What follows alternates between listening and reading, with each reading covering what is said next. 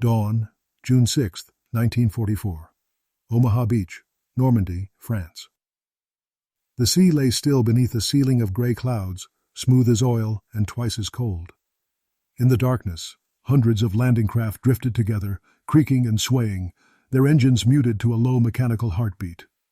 Inside each one sat men wrapped in wet canvas coats, rifles balanced across their knees, eyes fixed on the horizon. No one spoke. They had run out of things to say hours ago. Words didn't matter anymore. The air smelled of fuel, salt, and fear.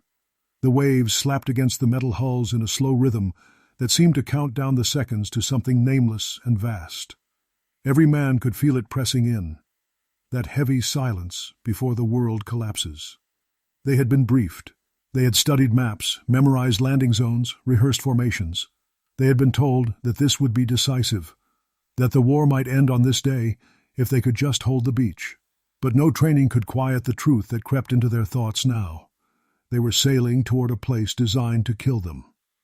One private tightened the strap on his helmet and stared into the black water. He thought of home, the sound of cicadas in summer, the smell of his father's tobacco. He wondered if he'd ever see either again. Around him, men whispered to themselves, each lost inside a private prayer. A few muttered jokes, trying to disguise the tremor in their voices. Some pretended to sleep, heads bowed, hands trembling inside their gloves. The officers walked the rows, faces set, checking watches they could barely read under the dim light. Far ahead, the dark outline of France was a shadow against the sea. Invisible, yet vast, a waiting shape that seemed alive. At 4:30 a.m., the order came to prepare for transfer. The ships halted. Steel hooks clanged as ropes dropped over the sides. The men began their descent into two. Landing craft, one by one, boots sliding on wet rope, rifles bumping against their shoulders. Each step down the rope net carried them further from safety, into the mouth of the unknown. When they hit the smaller boats, the smell of diesel grew sharper. Waves slapped against the sides. Officers barked instructions over the wind. The fleet began to move again, a massive gray procession cutting through black water. They could hear thunder rolling over the horizon. It wasn't the weather. Naval guns were opening fire on the coast. The first flashes of light flickered like lightning far ahead, silent for a heartbeat, then followed by the low, distant roar of impact. Columns of flame rose behind the cliffs of Normandy. Men craned their necks to watch, some cheering, believing it meant the enemy was already being crushed, but others knew better. The bombardment was too far inland. The bunkers were still standing. The Germans were still waiting. The wind shifted, carrying the sharp tang of cordite across the waves. It burned in their throats, mixed with salt and the bitter taste of nerves. Minutes crawled by. The boats advanced in long lines, bouncing in the rising surf. Men vomited into their helmets and wiped their mouths in silence. Every splash sounded like a gunshot. Every shadow felt like movement. Somewhere behind them, the sky began to pale, a thin ribbon of light stretching over the water. Dawn. The illusion of night had been a kind of mercy. Darkness hides fear. Daylight exposes it. As the sun began to lift, the men could see the cliffs for the first time. Massive, jagged walls of earth and stone rising above the shoreline. Quiet, motionless, menacing. The beach below looked empty. No movement, no figures, no sign of life. A few soldiers muttered that maybe the bombardment had worked, that the Germans had pulled back.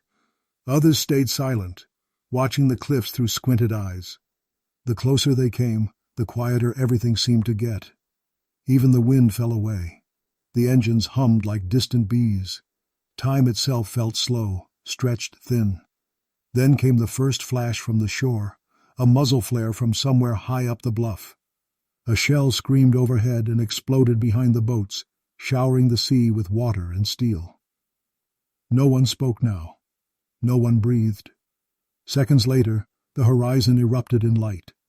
Dozens of hidden guns opened fire at once, their flashes rippling across the cliffs like lightning in a storm. The ocean began to boil with explosions. Officers shouted for the men to stay low. Waves hammered the hulls. The sound of impact rolled across the water, deep, endless, unrelenting.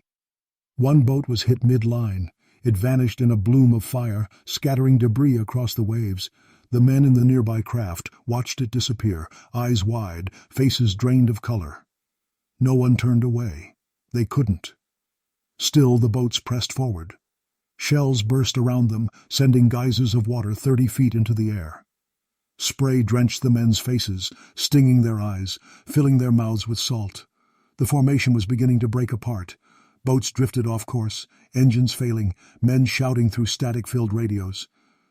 And yet, somehow, the line kept moving, crawling toward that silent strip of sand. At 5:45 a.m., the bombardment from the Navy ceased. The great guns fell silent. Only the smaller craft remained, pushing through the chaos toward the beach. In the sudden quiet, the men could hear the waves again, slow, steady, almost gentle. It felt wrong. They were close enough now to see the stakes and obstacles jutting from the surf, metal crosses, wooden beams, tangled weirs. And beyond them, the beach rose up in soft golden sand, innocent in the morning light. Someone muttered, "Looks peaceful." No one answered. Inside one boat, a captain checked his watch, nodded, and raised his hand. 2 minutes, he said. Every man gripped his weapon, knuckles white, eyes locked forward. Some kissed the small crosses hanging from their necks. Others just stared, blank, waiting for the ramp to drop. The sea grew shallow. The bottom scraped. The engines cut. There was no more waiting.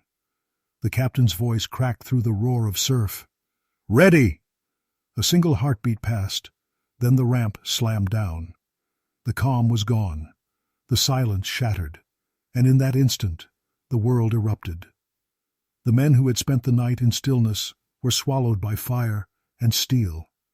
The invasion of Europe had begun, not with a charge, but with a scream. And on that cold June morning, the soldiers of Omaha Beach crossed from life into legend. They had stepped into the gates of hell. The first ramps hit the surf, and the world detonated. A single breath separated life from death, one moment filled with tense silence, the next devoured by thunder. Machine guns ripped into the landing craft from the cliffs above, their tracers carving through mist and flesh alike. The front ranks folded before they could even raise their rifles. The sea erupted. Rounds struck the water like hail, shredding waves and bodies together. Men leapt overboard to escape the gunfire, plunging into icy depths that swallowed them instantly. Their packs dragged them under before they could even scream. Helmets bobbed to the surface, spinning slowly in the crimson foam. Inside the boat still afloat, chaos had no direction. Officers shouted through the roar, but no one could hear. Commands dissolved into noise, replaced by cries for medics, screams of the wounded, prayers, and the pounding of bullets against steel. The men who remained pressed their backs to the hull, waiting for the order they already knew was death. "Drop the ramp!" And it fell. The next instant was slaughter. A wall of lead met them head-on. The air filled with the stench of burning oil and cordite. Bodies collapsed into heaps before their boots touched sand. Those behind stumbled over the fallen, driven forward by instinct, terror, and the weight of men surging behind them. The beach was a killing field, a perfect target framed by cliffs, intersecting lines of fire from hidden bunkers. German gunners fired without pause, their barrels glowing red. The rhythm was mechanical, impersonal, relentless. The surf turned into a grave. Every incoming wave carried pieces of uniforms, broken rifles, and faces too young to be dying there. Nothing moved upright for more than a few seconds before being cut down. Men tried to crawl forward through the tide, pulling themselves by fingertips, dragging wounded friends behind them. But the bullets found them all the same. One by one, they stopped moving. Every explosion sent sand and blood raining across the shore. Medics who rushed to help were struck mid-sprint. Radios cracked and went silent. Smoke rolled across the water, choking the air with a thick, metallic taste. The commanders offshore could see none of it clearly. From the decks of the transports, the smoke made it look like progress, the illusion of men advancing, but down below, the truth was carnage. Entire units ceased to exist within minutes. The 116th Infantry, the 1st Division, the 29th, names that once meant organization, now reduced to scattered survivors crawling wherever the slope dipped low enough to hide them. Plans disintegrated. There was no formation, no coordination, only instinct and panic. Men clung to shattered obstacles, steel beams, wooden stakes, half-sunken wrecks, anything that blocked a bullet for even a heartbeat. A few made it to the shingle line, where the surf met the rising slope. They pressed their faces into wet sand, breathing through grit, unable to lift their heads. One soldier dug with his bare hands, clawing at the earth as if he could bury himself alive. Another rolled over and stared at the sky, waiting for the next round to find him. Everywhere was motion and stillness mixed, men running a few feet before collapsing, waves dragging bodies back and forth in a grotesque rhythm. The German defenders watched through periscopes and slits, astonished that anyone still moved. To them, it seemed impossible that life could persist in that storm, but it did, crawling, gasping, refusing to stop. By 7 o'clock a.m., the tide had risen halfway up the beach. Boats struggled to land through wreckage and flame. Many never made it, their hulls punctured, their engines shredded, men jumping into blood-churned surf before they sank. The ocean was no refuge. The water itself had become a weapon. One group tried to advance under the cover of smoke. A mortar found them before they'd gone 20 yards. When the dust cleared, nothing was left but craters filled with red water. An officer stumbled through the chaos, clutching a broken map, shouting for his company, but the company no longer existed. Nearby, a medic crawled from one body to another, searching for a pulse that wasn't there. The shore stank of diesel, sweat, and iron. The sand, once pale, was now blackened and sticky beneath the men's boots. Every step forward meant stepping over someone they knew. At 7:15, a report reached command offshore. Casualties extremely heavy, situation critical. But critical didn't begin to describe it. The invasion that had taken months to plan was bleeding out before their eyes. Still, the waves kept coming. New boats, new faces, new deaths. The second wave hit the same wall of gunfire. The sea welcomed them no differently. Those who followed tripped over the corpses of the first, slipping in blood, dragging their wounded with them until exhaustion replaced courage. The rising tide began to erase the distinction between the living and the dead. Bodies floated beside men still breathing. The water carried them together, churning them in a slow, merciless motion. No one looked back. There was nothing behind them but more death. Ahead, the cliffs loomed larger, distant yet inescapable, an impossible ascent guarded by 1,000 invisible rifles. At 7:30, the sky brightened fully. The gray veil lifted, revealing everything. The full scale of the disaster came into focus. Thousands of men pinned to a strip of sand less than a mile long, surrounded by fire from above and waves from behind. The beach was alive with motion, yet frozen in despair. Soldiers crawling nowhere, shouting for help no one could give. Some screamed for the Navy to fire again. Some begged for the Air Force to return. None of it came fast enough. Amid the chaos, fragments of humanity persisted. A soldier tearing a bandage from his sleeve for a friend, another covering a wounded comrade's face to shield him from the horror. Acts of mercy, fleeting and fragile, swallowed by the endless noise. By mid-morning, leadership had dissolved completely. Survivors clumped into small pockets, strangers to each other, united only by fear and the instinct to stay low.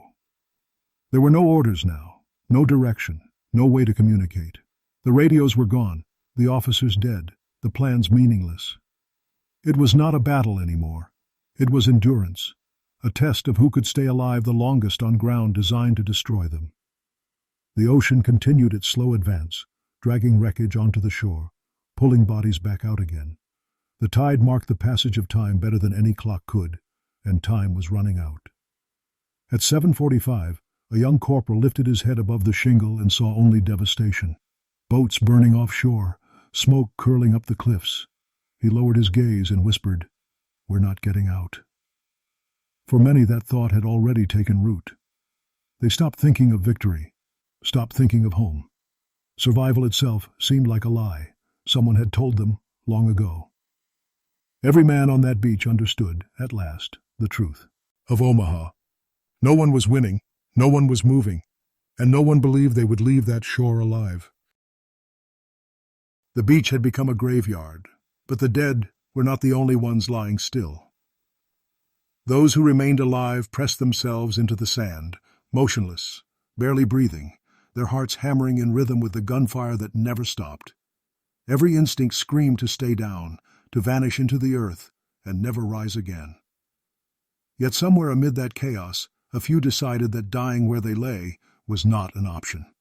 They began to move. Slowly, painfully, against every rule of survival, they dragged themselves forward through the filth and wreckage. The sand was soaked and heavy, darkened by oil and blood. Each handful slipped through trembling fingers. Helmets were turned into shovels, bayonets used to dig shallow trenches that offered a moment's shelter. They crawled through the remains of those who had fallen before them, their uniforms shredded, their faces unrecognizable. Every inch forward felt like theft, stolen from death itself. Each breath was a bargain. Each heartbeat was undeserved. No one was leading anymore. The officers were gone. The radios were dead.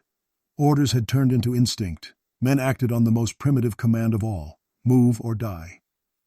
There was no coordination, no grand plan, only isolated pockets of movement across the beach. From a distance, it looked like the ground itself was shifting, small figures writhing through smoke and sand, driven by some invisible force. Bullets struck inches away, spraying grit across their faces. Machine guns raked the beach, sweeping back and forth in merciless rhythm. The noise was endless, a wall of metal and terror that drowned every thought. But they kept crawling. One soldier pulled himself forward, using the strap of a fallen comrade's pack, dragging his own body through the tide. Another used a broken rifle as a crutch, inching ahead despite the gash across his leg. Their eyes were fixed on nothing specky. Only forward, always forward. They were not fighting for ground anymore. They were fighting for distance, a yard, a foot, a single body's length that meant one more heartbeat alive. Everywhere, men improvised. A group of engineers, pinned behind wreckage, gathered their explosives. Their detonation cords were wet, their charges unreliable. Still, they crawled toward the wire defenses. One man held the fuse between his teeth, shielding the flame with his hand. When it finally caught, he smiled once, then vanished in the explosion that tore open a narrow passage through the steel. Others saw the gap and began to crawl faster, propelled by the desperate hope that someone, somehow, had made progress. Hope was contagious, even here. The movement spread. Soldiers began to shift from defense to attack, crawling, crouching, then sprinting short bursts between bursts of gunfire. Some fell immediately, cut down before taking 3 steps. Others made it to the next patch of sand, throwing themselves flat again, gasping for breath. It wasn't strategy. It was survival disguised as courage. Behind them, the wounded called for help, voices growing weaker with every passing minute. Some were dragged forward by their friends. Others were left behind when no one had the strength to carry them anymore. The living climbed over the dead because there was no other path left. The air reeked of smoke and iron. The ground pulsed beneath them as shells struck the cliffs, shaking the earth like a drumbeat from below. The sun, once hidden behind clouds, now burned through the haze, revealing everything: the wreckage, the dismembered bodies, the sheer hopelessness of it all. But light also gave them clarity. They could finally see the faint outline of the seawall, that low ridge separating sand from the cliffs. It was still far, but it was something solid, something that could block the bullets. The push toward it became instinctive. Men crawled faster, ignoring the pain, the exhaustion, the screams. They reached the base of the seawall in small groups, collapsing behind it, their faces gray with shock. Some kissed the ground, others simply stared at it as if it were holy. They were alive, for now. No one celebrated. They were too numb for triumph. Instead, they began to work. Those who could still move started passing ammunition, reloading weapons, tearing off strips of uniform to use as bandages. Engineers dragged up what was left of their equipment, setting more charges against the wire that ran the length of the wall. Every blast shook the beach, showering sand over the men huddled below.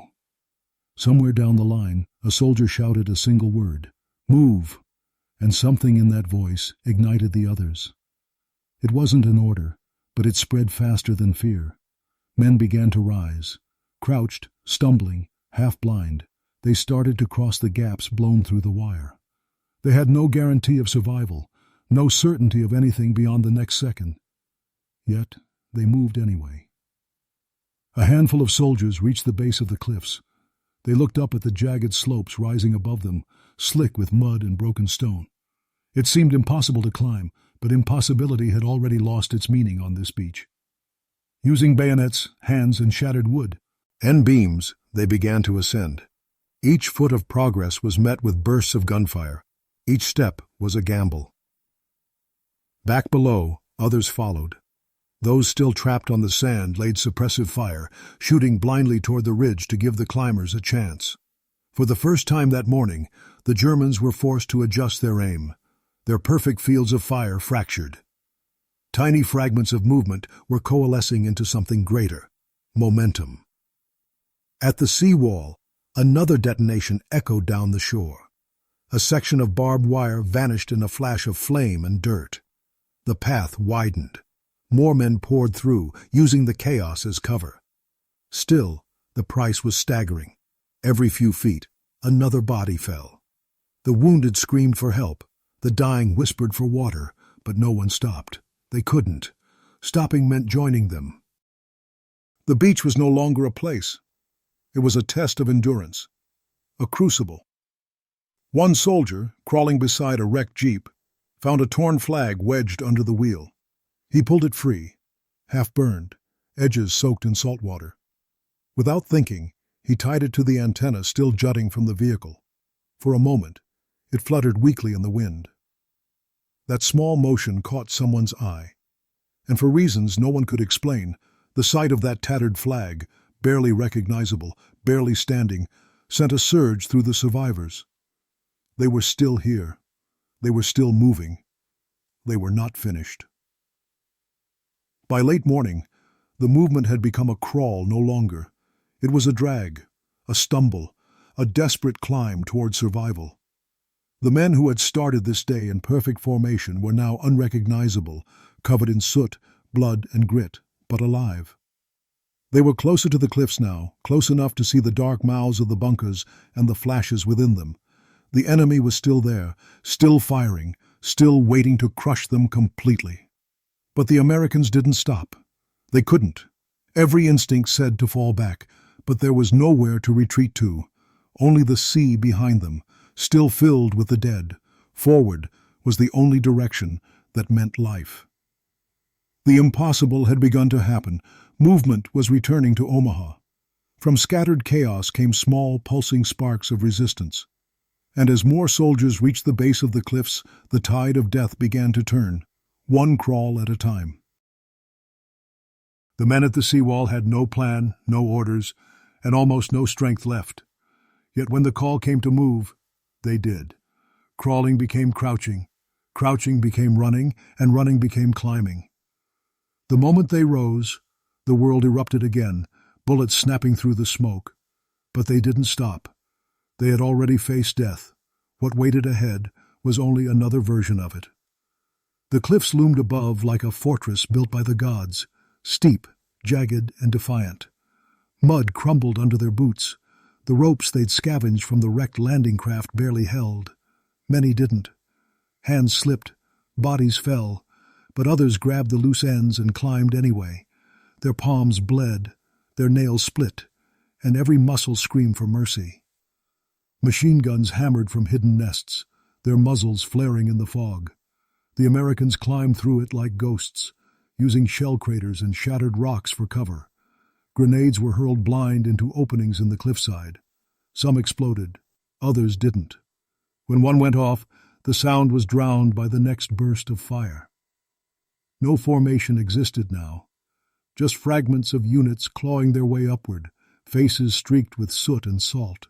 Some fought in pairs, others alone, each man his own army. They carried rifles choked with sand, ammunition soaked with seawater. Even so, they fired when they could. Every shot, every climb, every gasp of breath carved a path deeper into the enemy's stronghold. Then came the first thunder from the sea. Destroyers, defying their orders, had moved dangerously close to the beach, so near the men below could see sailors waving from the decks.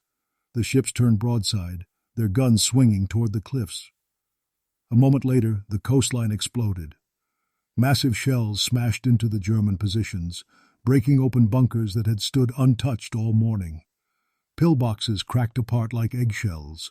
Concrete, earth, and steel showered across the slopes. The effect was immediate. The fire from above faltered. Some German guns went silent. Others fired wildly into the smoke, their aim broken. The men on the cliffs felt the tremors under their hands, the air itself shaking with every blast. They seized the moment. Grenades were tossed into the ruined fortifications. Flamethrowers hissed, spreading liquid fire through tunnels where machine guns once reigned. Soldiers charged into the smoke, bayonets fixed, clearing nests one by one in desperate close-quarters combat. It wasn't clean. It wasn't noble. It was brutal, personal, and relentless. Inside the bunkers, the fighting became a blur of shouts and silhouettes. Men wrestled in the dark, their rifles too long to aim. The smell of gunpowder mixed with burning oil and sweat. When it was over, silence fell. Not peace, but exhaustion. One group reached the crest and looked down for the first time. What they saw below didn't look like victory. It looked like aftermath. The beach was no longer recognizable as a place. It was a wasteland of smoke and twisted metal. Landing craft burned in the surf. Bodies floated in the shallows, drifting in the tide. And yet amid that devastation, there was movement, more men coming ashore, more figures advancing. The impossible beach, the one that was supposed to swallow them whole, was slowly, impossibly coming alive. From their vantage point on the ridge, they could see the German defenders retreating from one position to the next, firing sporadically as they fell back. The iron wall that had seemed unbreakable an hour earlier was cracking. Down below, the tide continued to climb, carrying wreckage onto the sand and washing away the blood. It was as if the sea itself was trying to erase what had happened. The push inland began with no ceremony. There was no horn, no bugle, no cheer. The men simply kept moving forward because there was nothing else left to do. They cleared trenches, crossed minefields, and captured gun positions by instinct. Communication was still broken, so progress spread like a rumor, whispered from one survivor to another. A corporal, face streaked with dirt, pointed toward a smoldering bunker and said, "We're through."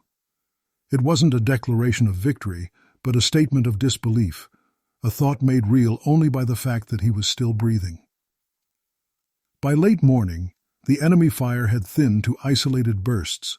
Each gun that fell silent felt like a heartbeat stopping. The men advanced beyond the ridge, moving through fields torn apart by shell fire, stepping over spent cartridges and the remnants of the dead. They found German soldiers surrendering, hands raised, faces pale with shock. Others fled into the countryside, abandoning their posts. The Americans didn't chase them. They had no strength left for vengeance. The sun had risen fully now, shining through the haze, revealing the full scope of the carnage. The light was merciless. It touched everything, exposing the horror that the smoke had hidden. The beach below shimmered like an open wound.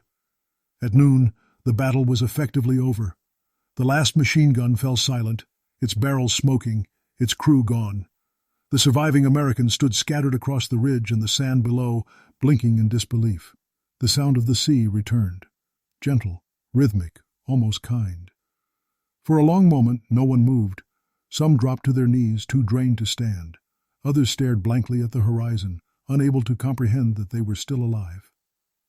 One private tore the flag from his pack and planted it in the dirt, the fabric tattered, edges burnt. The gesture wasn't planned, it wasn't symbolic, it was instinct. Proof that after everything, something human still remained.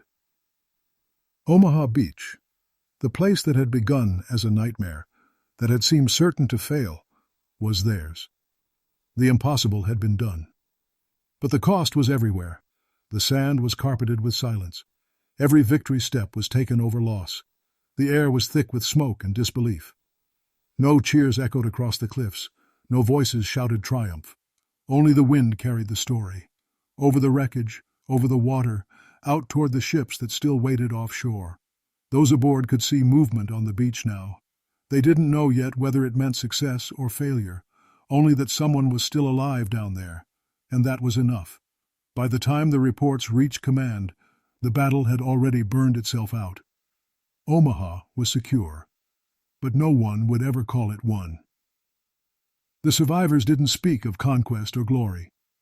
They spoke of endurance, of crawling through sand, of climbing through fire, of standing up when everything around them had fallen. The guns had gone quiet, but the echoes remained, carved into the cliffs, etched into memory. And as the smoke drifted away, what was left on that stretch of French coast was not victory. It was proof that courage could exist inside terror, that humanity could persist inside hell. Omaha Beach was theirs now, but they had paid for it with everything they had left. When the shooting stopped, there was no applause, no shouting, no relief. The silence that followed was heavier than the gunfire that had come before. It rolled across the shore, settling over the living and the dead alike, a weight too great for words. Men who had survived the impossible now stood surrounded by what remained of it. The air still reeked of smoke and iron. The sand was blackened and damp beneath their boots.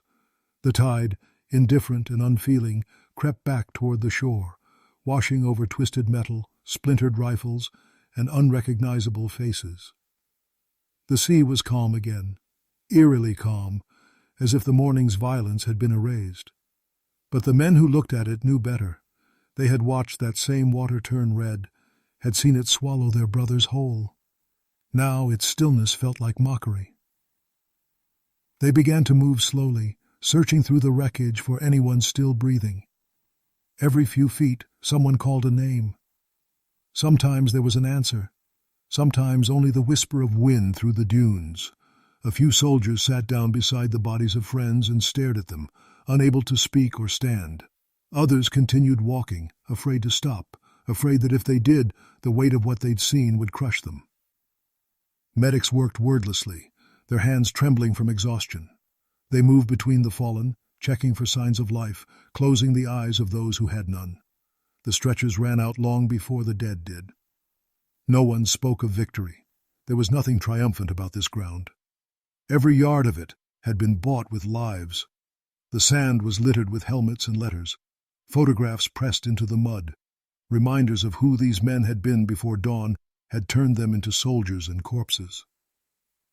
The tide reached higher, reclaiming what the battle had left behind. It lifted spent shells and fragments of gear, carrying them out to sea along with the nameless dead. And when it returned, it brought some of them back, as if refusing to keep what it had taken. The beach that had once been a killing field was now a cemetery without markers. As the day stretched into afternoon, reinforcements arrived. They found men who could barely lift their weapons, staring blankly at the horizon. One sergeant tried to rally his unit, but his voice faltered halfway through the order. There was nothing left to command. Further inland, scattered gunfire echoed from the hedgerows, the sound of war still moving forward. But on Omaha, everything had stopped. The world seemed to hold its breath. The survivors gathered in small groups, not to celebrate but to bear witness. They spoke in low tones, trading fragments of what they remembered. Who they'd seen fall, where the first explosion had hit, how the sea had looked when the boats caught fire. Each man's story was incomplete. Together, they formed a mosaic of horror that no one could piece together fully. By evening, the last shots had faded, replaced by the hiss of waves and the crackle of distant fires. The setting sun cast a golden light across the beach, turning the pools of water into mirrors that reflected a sky too beautiful for the world beneath it. Some soldiers began digging shallow graves, using shovels, helmets, even their hands. They worked in silence, their movements mechanical. Every body they buried looked like someone they knew.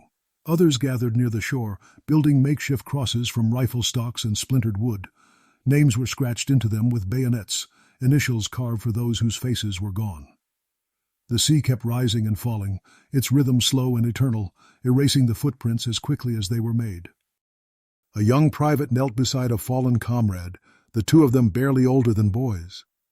He stayed there for a long time, staring at the body before whispering, "We made it," though he knew neither of them truly had.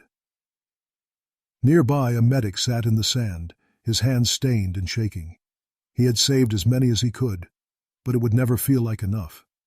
He looked down the length of the beach, where hundreds of shapes lay motionless under blankets and tarps, and he understood that he would carry their faces for the rest of his life. As the light dimmed, the sound of engines drifted from the sea. Supply boats approaching, new troops preparing to land. The next phase of the war was already beginning. The men who had lived through Omaha were no longer soldiers in a battle. They were witnesses to something far greater and far crueler than any strategy or victory. Some of them stared at the ships on the horizon and felt nothing at all. Others clenched their fists, determined that the blood spilled here would mean something. But deep down, each man knew that no reason could ever justify what had been lost. They said no one came out alive that morning, and in a way, it was true. The men who walked off that beach were not the same ones who had stepped into the boats before dawn. Something inside them had died there, something no one could see, but that each of them would carry forever. Night fell slowly over Normandy. Fires flickered along the shore, small and fragile against the darkness. The sea whispered against the sand, as if murmuring to the dead. Officers took count, though numbers felt meaningless. The toll was staggering. Thousands gone, many without a trace. The reports would call it a victory, but the word rang hollow. There was no glory in the math of that morning. The men who remained huddled in silence, wrapped in blankets or coats, staring into nothing. Some prayed. Again, though, their faith now trembled. Others just sat, their eyes vacant, listening to the quiet that replaced the screams. When dawn returned the next day, the beach was peaceful. The gulls had come back.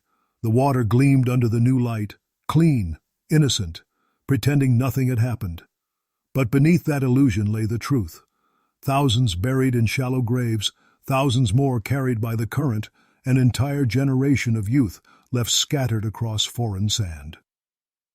Omaha Beach was secure. The path into Europe was open. The invasion had succeeded. But for those who had been there, the cost was carved too deep to ever fade.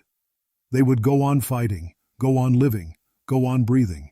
But part of them would always remain here, trapped between the cliffs and the sea, in that terrible silence after the last gun had fired.